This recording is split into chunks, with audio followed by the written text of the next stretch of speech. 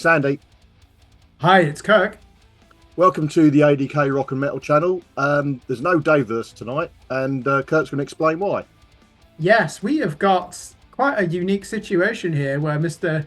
David Brett is also in a metal band called Scribe, and they released their debut album, Volume 1, on Saturday, the 9th of March. It's going to be out on CD and on the streaming platforms, and they also play their debut show at Club 85 in Hitchin, Hertfordshire, in the southeast of England. We're going to be at that gig, but we've actually got a preview of the album, and we've done a track-by-track analysis, independently taken notes, and we're going to be comparing those. There's 8 songs on this album. We're going to go through those, and of course, we've got to be professional. We're music reviewers, so just because he's our friend, we can't just say, yeah, 10 out of 10, go and buy this. It's the best thing since Nirvana's Nevermind. We can't do that, obviously. We've got to be honest and be constructive. So, Andy, you must be nervous, though, reviewing our friends, because it's not just Dave that's in this band. We're friends with everyone in this band, aren't we? Yeah. For those who don't know, Scribe consists of 3/4 of Scarlet Envy, plus Dave, and also a gentleman who I haven't met before called Yusuf. He's on second guitar. But yeah, this could be very challenging. But fortunately, it's such a good album. It's sort of, easier than it may have been if neither of us liked it. Because I know I certainly do, and I'm guessing you're quite positive about it at the very least. But yeah, it could have been very difficult, couldn't it, reviewing this album? I mean, before we get into it, how would you describe the music of Scribe? Everyone will see as I go through, our sort of track by track analysis. I mean, there are so many different styles, and so many different sort of influences and sort of comparisons that you could make to bands and genres. But the theme through me is, or through some, a lot of the songs is sort of traditional doom. That is the sort of key element and one that stands out for me. Obviously, it's not doom throughout. There are some up-tempo passages and even songs that you would term as up-tempo throughout. But I would say sort of classic doom with very strong female vocals. See, that is surprising, isn't it? Because I know for a fact that Kim, the singer, does not listen to doom metal. Her husband, the lead guitar player, does not listen to doom metal. He probably likes Black Sabbath. Dave is on record saying he fucking hates doom metal. Yeah, there are clear early Paradise Lost influences on this music. I would describe it, sometimes you'll hear that phrase, horror metal. It's on, would it be right to say costume drama? It's not, is it? I mean, it's got a Victorian feel to it. There's a song about Jack the Ripper's reign in Whitechapel, for example. Witchfinder General is about England in the Middle Ages. The witches of Pendle Hill and the various witch trials. So there's a clear storytelling element to this. So and British history as well is the theme, isn't it, Kirk? It's what? British history is a sort of running theme through a lot of macabre British history, I would probably say. Yeah, exactly. So alternative gothic metal, but this is playful though, isn't it? There's some pop moments in as well, but it's very heavy guitar tone. Let's start with track number 1, Bella, which we'd actually seen the video for. And now I've sat down with this and I'm used to this song rather than doing a reaction on the spot. Tell us what you think of track number 1. Kurt, could I just jump in there? I had Bella as number 1, but that's just the way that when we had the sort of preview copy sort of downloaded, it's my computer sort of sorted it into alphabetical order. So I was listening to Bella as track 1. Oh, okay. Is it not? But then I went into sort of like how each track is numbered, and I've got a different running order. Let's do your running order because we've been sent this in a file. I assumed that the order it was in. Good point. Now I'm looking at it. I was thinking, they're clever. They've done every song in alphabetical order. Yeah. Obviously, they haven't. What is track number 1? Well, I think Raising the Dead is the opener. The first sort of video and single the band released. The current theme for the A.D.K. Rock and Metal channel. Exactly, yeah. Yeah, go on. Tell us what you think about this song. We'll start with that one, yeah. I mean, it is a good opener. I can envisage when this is played live that we will see on March the 9th, the sort of opening riff with the sort of single kick drum will get, hopefully people banging their fists or clapping their hands. You know, it's got that kind of beat, that kind of rhythm. The opening part Definitely. of the song.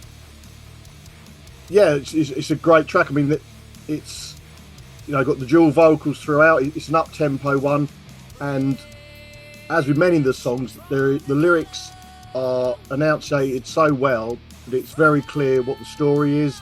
You can follow the words that Kim's singing. You can follow the story that the band are creating with the songs. I mean, what I like with this one in particular is the way that the chorus sort of transitions into like almost a second chorus. It's just almost a complete change of riff, but the vocals just flow straight into it. And I really like that because that's repeated throughout the song. The first time Kim sings the word quota, there's sort of an echo reverb, which in effect I really like. That's sort of a standout moment in the song for me. It's got spoken word bridge in the middle and a really good solo. Yeah, so Kim, female vocalist, she's got a wide range. Let's be clear that she doesn't scream or use any extreme metal techniques. She's a professional singer, isn't she? She's trained in music. I know that she studied voice at Sixth Form College and has been doing this for years. And we know her through Scarlet Envy, don't we? That playful, mellow death alternative band. With this song, I think this is a standout for me. You're right about the bass at the beginning, Dan Tuck. Do you know what it reminded me of? Frankie Goes to Hollywood. He's playing the open E or open A, I think it is, because the tunes go dun dun dun. So it's got that like stadium metal Avatar kind of excitement to it, hasn't it, as well? You're right. The strong part of this song is the change of key for the pre-chorus, and it's so good. This part, you think it is the chorus. I always use as an example of this technique Nine Inch Nails' Head Like a Hole, where Trent Reznor will go into what you think is the chorus, bow down before the one you take, and then he goes into another one, and Kim does it perfectly on this song. And when I first heard it, I said that the lyrics, the vocal delivery was too fast in that chorus. It's not. It's actually the standout moment. It's that key change, and then how she does that, and there's so much conviction in it. I don't think she nails every song on this album. This is definitely one of them where she is firing on all cylinders, because we know, don't we, that Dave is he doesn't like the idea of a female, of any vocalist just belting their way through a song. He likes to have dynamic variation. I think that holds her back on some of these songs, the way that he's asking her to sing. On this one, she puts her personality all over it, doesn't she? Yeah. And do you know, when you listen to this with headphones, how fucking heavy is the guitar tone? It's so sludgy and nasty, and it's almost just got feedback echoing through every note. This is not fucking radio rock music. We say it's playful, but the guitar tone is really extreme. Yeah, you say about headphones. The first sort of 3 or 4 listens I had of this was in my van, and the speakers are crap. If I'm honest, it's only when I had it through my headphones that you get the whole range of instrumentation, and you can hear the backing vocals.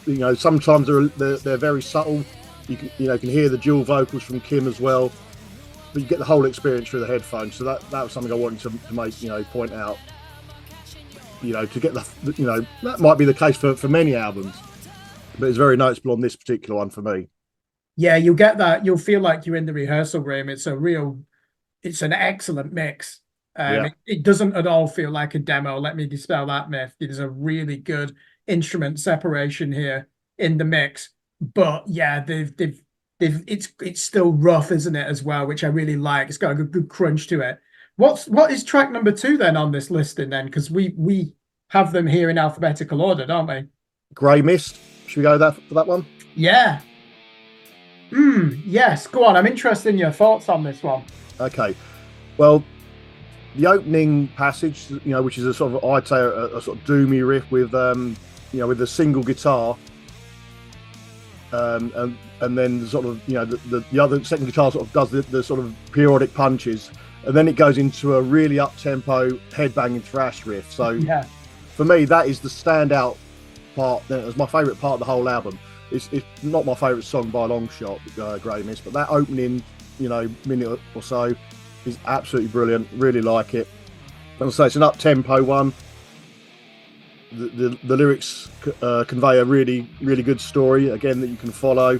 and Kim's vocals are particularly sort of soulful on this one, I thought, and again with another excellent solo. Just a minor criticism, there's the fade out, which I'm not a fan of, which, assume they'll play this live, because I believe they're going to play the album in full. They're going to have to come up with a way of ending this song or transition it into the next one. But on the album, it's kind of a fade out, which I'm not particularly a fan of in any song, to be honest. Yeah, it's a premature fade out. I agree with you on that. The solo starts, and then 10 seconds later, it's fading out. I think that's a sloppy way to end the song. They probably, I don't know, if they not listened back to it to notice this. Why are you going to fade something out when it's meant to be a crescendo? You know, a guitar solo is a moment of release. So yeah, do you know what surprised me about this though? They don't stick to the verse, bridge, chorus structure here. This song ends, doesn't it, with a bass fill introducing the last transition part. It's very much like Wood by Alice in Chains. I'm sure Dan Tuck is a fan of Alice in Chains. They come up quite a bit in this music for me, not just musically as well, but also in some of the vocal arrangements. With this song, I agree. I wasn't expecting it to go from this vibrato heavy doom metal, very doom metal, the intro, and then it goes into this really rough thrash metal, almost like if you'd said to the hardcore band Discharge, play a Venom or a Slayer song, but do it in your own style. They wouldn't be using Pro Tools, would they, to enhance that? It's like, this is what it is. It's all about attitude. So I was really surprised again by how heavy this is. I think there's a paradox with this band though.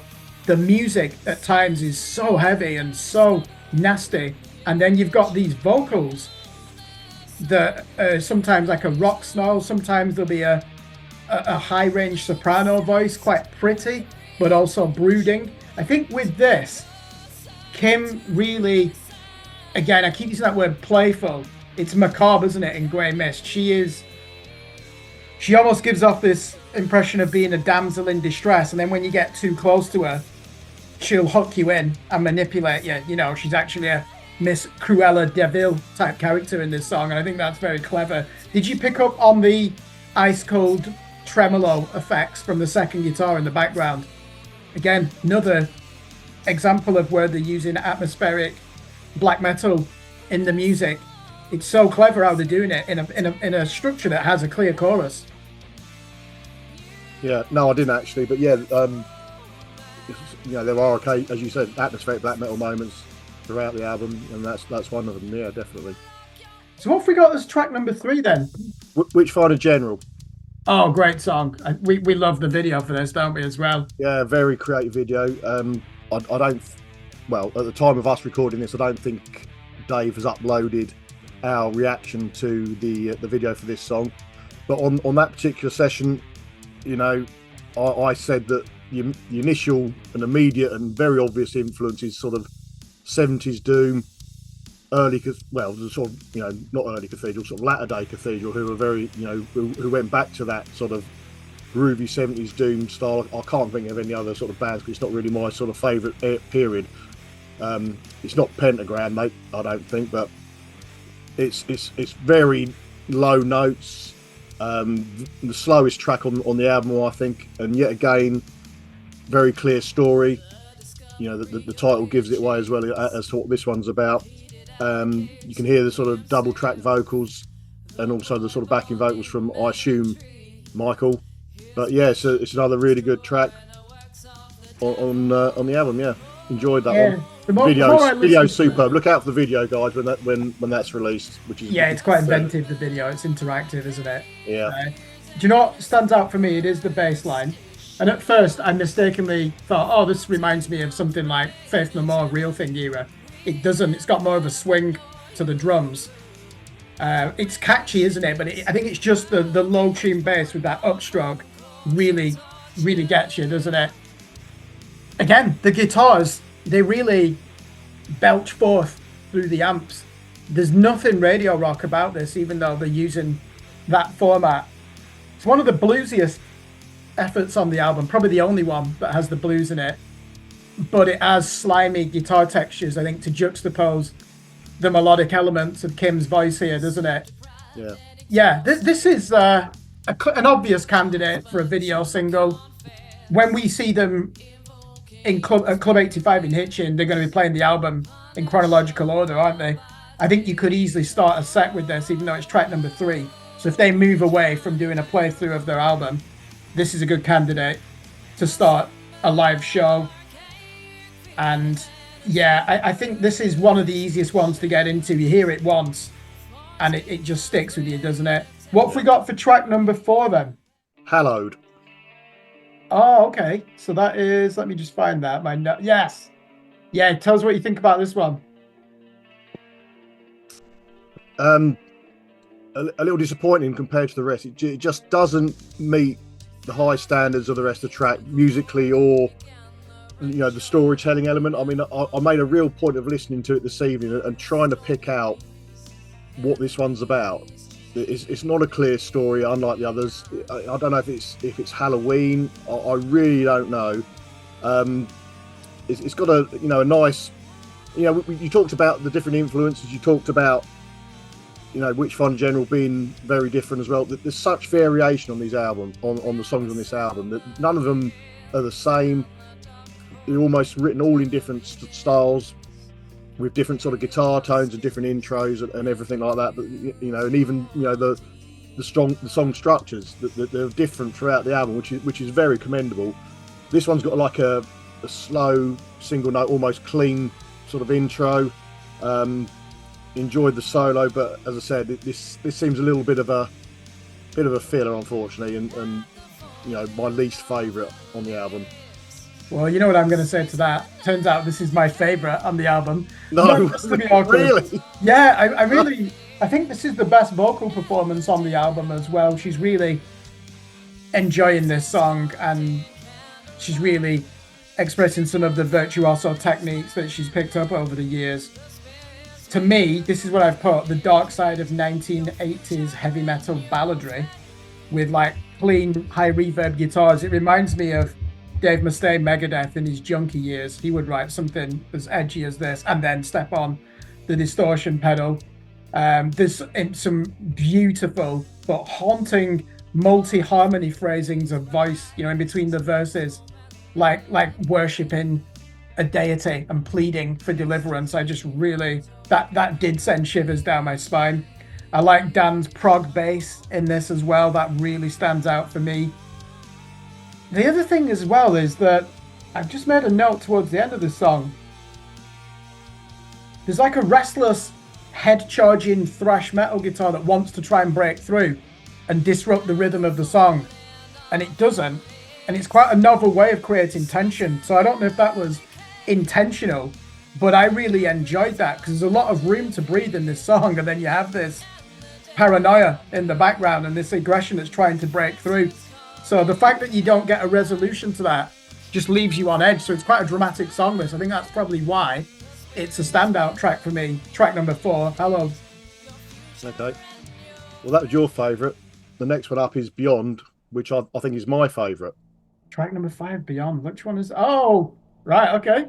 Yeah. Again, we've got a different guitar tone on the intro. Sort of slow single note intro, and then a really, really good doomy riff. And I think this is the one where Kim really shows her range and talent, because again, along with the best tracks on this album, there's a story and you can follow the lyrics, but then there's a passage which repeats a few times where she's singing in with a mix of Liv Christina and Taj of Nightwish fame, and I think that is absolutely brilliant. There's a great drum fill in the middle, and again a really, really good solo. What I'll say about the solos is the way they've written the songs. I assume the two guitarists, and maybe Dave's had Dave and Dan have probably had an input as well. There's a riff, and then it gets harmonised by the second guitar, and then it transitions almost seamlessly into the solo. That is a sort of a technique that's employed throughout many of the songs, and I think that is excellent. It's not just a riff that's played, then the solo plays over the top of it. It's just a really, really good songwriting. Really good songwriting. And as I said, Beyond, I think, along with the next one, Bella, are tied for my favourites. But what did you think of Beyond? Especially Kim's vocals. I mean, they're absolutely brilliant. Do you not think the range and the that she's delivering on that one. Viewers are going to think that I'm deliberately disagreeing with you when I'm not. To me, 2 words to describe this song: an ambitious failure. Okay. And I'll tell you why. And I'm going to probably blame our friend Dave here, the drummer and project manager of this band, because we know what he wants from vocalists. This song, Kim is way out of her comfort zone. I don't think she enjoys the verses of this song. Her voice is flat because she doesn't know what to do. This song, when it gets going, is actually really aggressive, and the vocals just do not work with it. And then when we get to that operatic chorus where she's fluttering at the higher end of her octave scale, doesn't work. That absolutely needs to be double track, triple track. You are leaving yourself naked doing that as a single track vocal in the chorus. Ambitious failure. So it deserves credit for the imagination. Musically, there are some spectacular moments on this. There's a part in between the verses that threatens a tempo change. It just suddenly goes into this death metal tremolo riff. That is so inventive. Gojira would do that on their which album is it? I think it's their 2008 album, The Way of All Flesh. They do that on track number 1. It is such a difficult thing to put into a song, and I know that Dan and Mike, they're just discussing music every day of their life. They play together. They're probably just on WhatsApp. Hey, why don't we do this? Why don't we do that? Fantastic what they're doing. I just feel sorry for Kim on this. I think that they've abandoned her and just said, we've written this great song. Can you try and do something with it? And she doesn't really know what to do with it. This is a song where you do need an aggressive vocalist. And I'm surprised that Mike didn't get on the microphone and growl into it. Take that band that we've got in Hertfordshire that we reviewed the other week, War Torn Wings. Charles will do the aggressive moments when they do them. They have like a Beauty and the Beast element. I think with Teller's Scribe, they didn't want to do that because it has become a bit of a cliche. But this song promised so much, and it just left Kim on her own. And I don't think she got any guidance on this song. And that chorus just does not work. It's not powerful enough. It's not her natural. She doesn't sing like that in any other song I've ever heard her perform. Okay. No, you're absolutely right. I've not heard it before, and that's why it was a highlight for me, because I thought she'd done excellent on that. I mean, we have vastly different music tastes in reality. There's some sort of middle ground, but we don't often agree on the albums that we review and the music videos. I mean, going back to Mike's vocals, they are excellent throughout this, but maybe, as you say, not employed enough. They're sort of not in the, we've talked about certain songs. The War Torn Wings was an example. I think when the subject came up, where there's the sort of the reply. What was the term you called that? Oh yeah, call and response. I think. Call and respond. Yeah. Yeah. There's none of that on this album, but Mike does do, or I assume it's Mike does, some really good, backing vocals that accompany Kim. Yeah, it's strange that we've completely disagreed on the last 2 tracks. Perhaps we'll synchronise on better, which again, as we've discussed, 3/4 of the band are in Scarlet Envy, and I was afraid there'd be a lot of Scarlet Envy comparisons. There isn't, other than this particular track, Bella, which sort of, with the sort of opening sort of squeals, pinch harmonics, pitch bends, whatever you want to call them, that could have been easy off a track off the Scarlet Envy Nvidia EP. But it's got a great sing-along chorus. It's a really good track, but that is the nearest you're going to come to what strays into Scarlet Envy territory. And I'm sure as a band they were really trying to avoid that, because obviously you've got the songwriters there, you've got the vocalist, you've got the solos from Mike. I'm sure Yusuf does the solos as well. But yeah, this is a really good track. I think it's going to be, as you said, if they continue to play live without doing this whole album playthrough experience, this could be another one that stays in the sex. It's got a great sing-along chorus, and it's tied up there with Beyond as my favourite track on the album. I can see why they chose this as a single. Fans of Kim, Mike and Dan's other band, Scarlet Envy, they might make comparisons with that song Not Dead Yet, which is a classic, isn't it? Which they Yeah. stopped playing live for a while. It's the tasty pinch harmonic riffs. That's Mike Marino all over. He is the king of pinch harmonics in that drop A tuning. But we do know that Dave, like me, is a big fan of Prong, and that 1996 Rude Awakening album. I guarantee that Dave will acknowledge that that's an influence on this. But in the chorus, they've got some really interesting melodies going with the ringing, with Yusuf's ringing downstrokes. Again, like Paradise Lost, you know, that like high range arpeggiated melodies. That does go well with the vocals. And Kim's at her best when she reaches for her natural register, you know, which is a soprano voice. I think she's very comfortable here.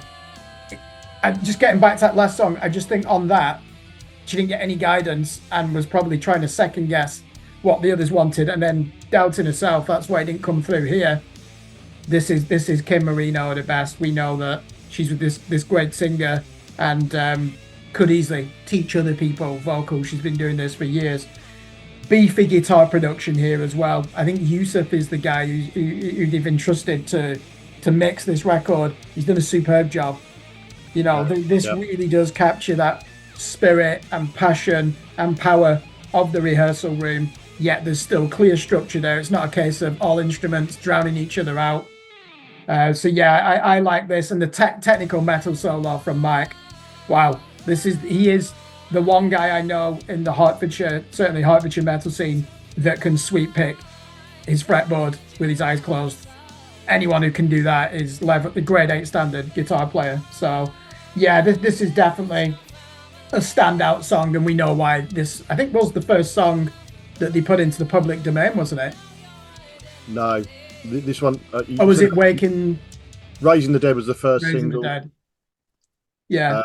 And Hail Mary was the other one, which is the closing track. This one hasn't been sort of unleashed as yet. Oh, is it not? No. It's because I've heard Dave mention it so many times. Maybe it's his favorite. He's mentioned them all. Yeah, I just this one just keeps coming up. Bella. Maybe he's talking about the idea for the video. Maybe that was a topic that we discussed quite at length. You know, the concept for that and when that's going to be produced. Yeah. Should we move on? Yeah. What is the penultimate track on this album? Jack, which, unsurprisingly, if you follow the theme of the album, you wouldn't be hard pushed to guess that it's about Jack the Ripper. Yeah. Yeah, it's another good one. Doomy intro yet again. What I took away from this one is obviously Kim's a woman, Jack the Ripper was a man. So it's kind of hard to sort of give the same sort of credibility to her portraying the story in the first person about Jack the Ripper. But it does work, and I think it's helped by the fact, that Mike says Jack in the chorus. You know, that does help. One minor criticism, sorry Kim, 1888 is the year that this is mentioned in the song. I don't know if that's when Jack the Ripper's reign of terror began or when his crimes were first discovered, but she says it, I think, in the spoken word section as the 1888 years. Now, personally, I would have put Year of Our Lord 1888 or 1888 or 1888 AD. You know, there's other ways of putting it. That just didn't quite work. That's just nitpicking. As I say, the spoken word sections on this song which really work because of the subject matter. But the sort of standout sort of comment I'd make from this song, the pre-chorus just reminded me so much of with the vocal delivery and the sort of style of the music and the riff of Stained, which is so far removed from this band, that I could just visualise Aaron Lewis of Stained singing this and it being part of a Stained song. So that was sort of quite unusual and quite strange to pick that out.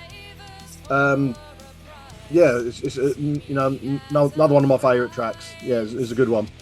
Again, the storyline you can follow from the lyrics. And because it's so well known, you probably sort of fill in your own gaps as well, just to sort of complete that sort of storytelling exercise. Do we know that she's definitely writing from the perspective of Jack the Ripper and not the fearful street hookers of Whitechapel who were That's a good point. Actually, possibly. I might have got that wrong. Yeah. You know, but doesn't she say they call me, and then Mike says Jack? Yeah, or maybe they could get. I don't know. I need to look at the lyrics. Maybe they do a different perspective each verse. Because you are right. It's at times hard to get your head around, but it is interesting to have a female perspective on that. This song, you're right. I'm going to pick up on what you said. You said "Stained." The chorus is out of place on this album. It actually has like a major key melody, a snigger of Pearl Jam in there, and at first it doesn't work. And then when you get towards the end of the song, it does stand out. It actually reminds me of Alice in Chains, that EP they did, Jar of Flies. So it's got a clear grunge influence on it in the way they deliver it. Now that is close to radio rock, really, isn't it? The chorus here. And when I first heard it, I was thinking they're not even comfortable with this, because they then follow it with this really sludgy groove metal with halftime in drums. It's like they're thinking, have we gone too far? Right, let's drag it back into a really ugly, distorted guitar passage. And then even at the end, you just think that was Jerry Cantrell of Alice in Chains playing the solo. So I think this is a candidate for a filler track. There's this, and then the one that we disagree on, Beyond, are the two for me. I can't quite get into them. And again, the chorus. I said that the other song was an ambitious failure. This is an unambitious. It's not a failure, but it's unambitious. The way that they just have the word Jack and then Mike repeats it so flat. It's like, come on, use more imagination there. Unless it is a case of they call me and then he jumps in and says it, as if it's frightful. Then for dramatic reasons, I understand it. It's just too blunt. It's just one word. Come on, expand on that. But yeah, it's again. I just like the guitar tone, and the bass is so loud in this album, isn't it? Yeah. I keep saying you feel like you're in the rehearsal room here, where everyone's just done a dry plug-in, volumes at full. It's like, right, come on, let's get underway. And maybe some of them, the musicians can't hear what everyone else is playing, but I love that element of organized chaos. So yeah, this one isn't an ambitious failure. It's unambitious in the chorus. I could probably get into it on repeat listens, but yeah, it took me by surprise, that chorus, because it is Midwest American radio rock. It just doesn't suit the mood of the song, in my opinion. Okay. Well, the album closes with Hail Mary, which is a video we reviewed on the channel. I think is sort of out there for everyone to watch. Again, I've written down this sort of written this phrase down several times throughout my notes for the review. Another doomy intro, but conversely, it reminded me of sort of something you'd find on what's the album? Swan Song era Carcass. Oh, okay. Again, just the sort of feel of that riff, but then it does go on to more traditional doom and the kind of stuff I like. There's a sort of Candlemass, Solitude Arturnus vibe throughout the main riff. But again, this is the top in the top 3 songs for me as well. Hail Mary, and it's a great way of closing the album. Again, as through many of the others, the lyrics are clear. You can hear exactly what the story is, and you can follow it. And again, it's a famous sort of tale, and you can fill in your own sort of gaps and visualize what the band are telling you. Helped by the video, of course, which I thought was excellent. Another great creation with members of the band and associated friends and family. Yeah, you were in that, weren't you? Not this one, no. I was didn't make the cut for this particular project. This one, do you know, I said before, there's a few songs on here that needs aggression. The clever part of this, it's the riff. It's like a bass heavy stomp of traditional metal, isn't it? You're right, it's got doom metal elements in it. Kim's vocals are perfect for this song by not being aggressive and one-dimensional. So I think this is an experiment that's a clear triumph from the way that she's written the vocal lines for this and what she's had in mind. I get the impression that she's absolutely executed it to the best of her ability of what she wanted it to be. the final product. This reminded me a bit of Edenfall, you know, that Yeah, band that we like. Yeah, it's again. There's some. I think I just keep repeating myself here. This is a heavy album. Be under no illusions. This is a metal album. There's a lot of really dark chords in here, aren't there? You know, like yeah, down tune, drop A. The bass is so loud. It's like Scarlet Envy on steroids, isn't it? And with a huge Paradise Lost, early peaceful type, ugly Death Doom almost vibe to it. And then you've got these vocals, which are never angelic because she never wants to be angelic, but they sparkle, don't they, with like a debauched loneliness. I think is a phrase I've used in the past, and I think that's a character she's trying to play in this song. So yeah, I think this is a great way to end the album. Kim's vocal phrasing stand out for me, and then that high register arpeggio in the chorus, which is like Paradise Lost. It's like when you watch a video and you get a trigger warning. It's saying, look, be wary. You might actually find yourself traumatized by this or revisiting childhood.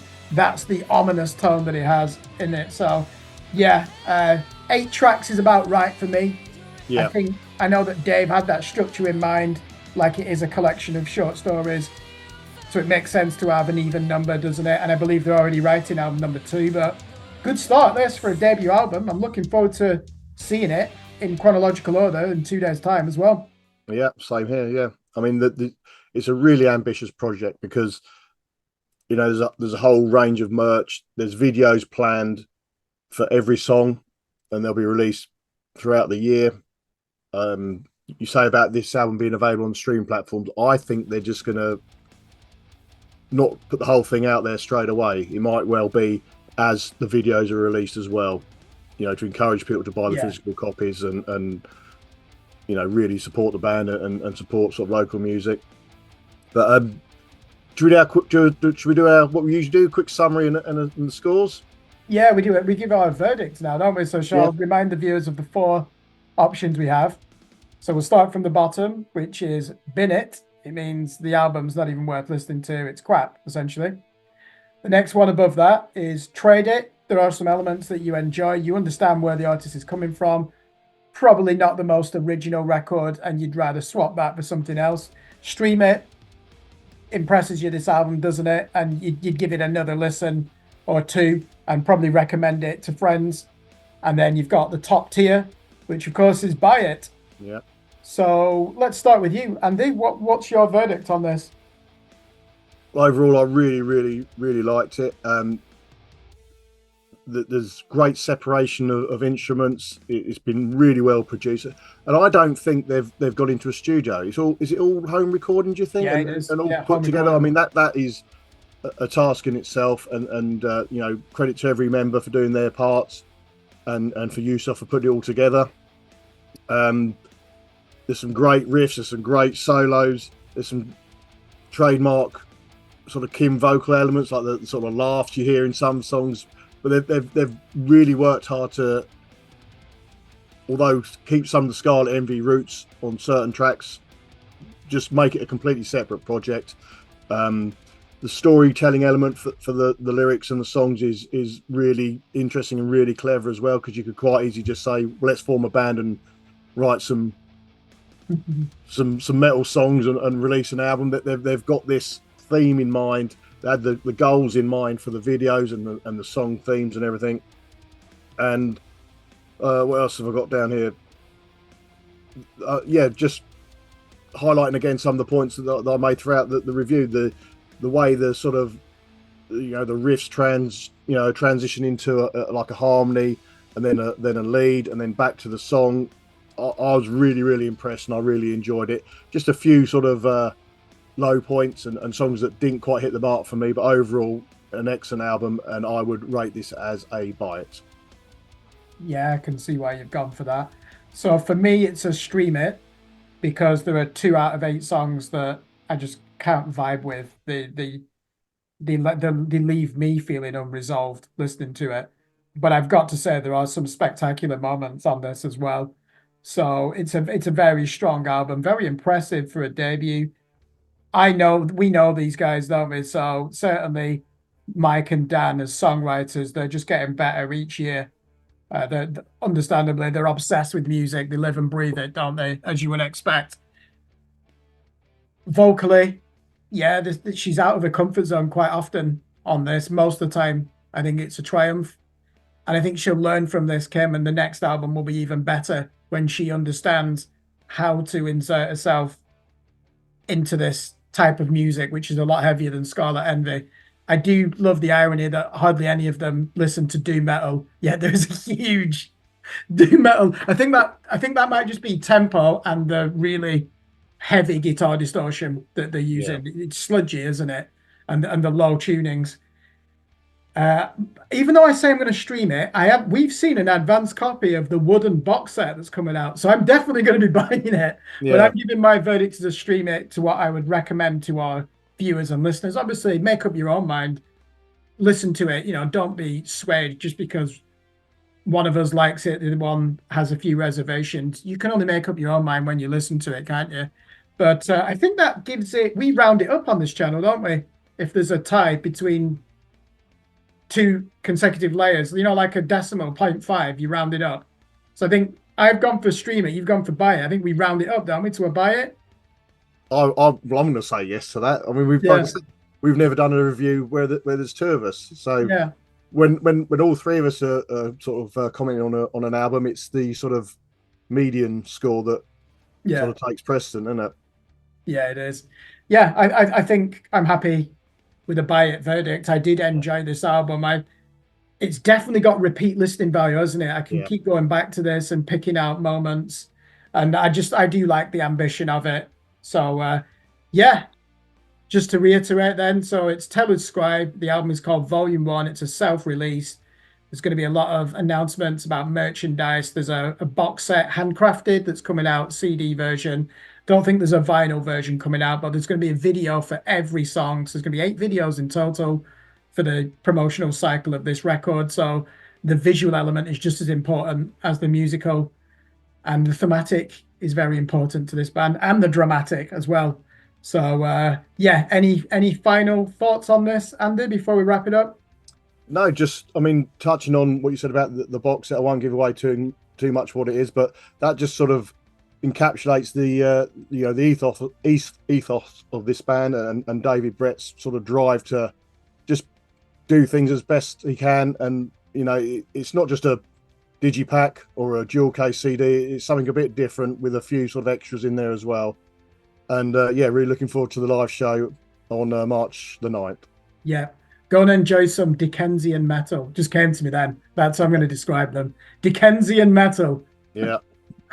On that note, we will end it there.